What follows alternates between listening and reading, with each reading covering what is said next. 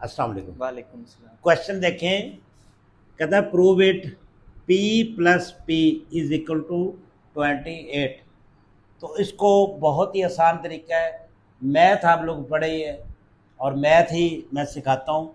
सबसे पहले क्या करेंगे, इसमें से जो 1 है ये वाला अलग कर रहे हैं और जो इसका 0 है वो अलग कर रहे हैं, ये वाला हेड, ठीक है। फिर प्लस करें, 1 इसका अलग कर लें और इसका जो सर है उसको उतार लें, इधर कर लें, ठीक है। अब इसको साबित करेंगे ये 28 कैसे बनेगा। अब यहाँ पे देखें, ये 1 है और ये 1 है, इन दोनों को जमा कर लें तो कितना हो जाएगा, 2 हो जाएगा। अब ये वाले जो दो इसके सर हमने उतारे थे, इनको हमने क्या करना है, इनको भी हमने प्लस कर लेना है। इनको ये वाला जो है ये उठाकर हम यहाँ ले आएंगे, ये हो जाएगा यहाँ पे। फिर ये वाला जो है ये उठाकर यहाँ हम ले आएंगे, ये ऐसे हो जाएगा।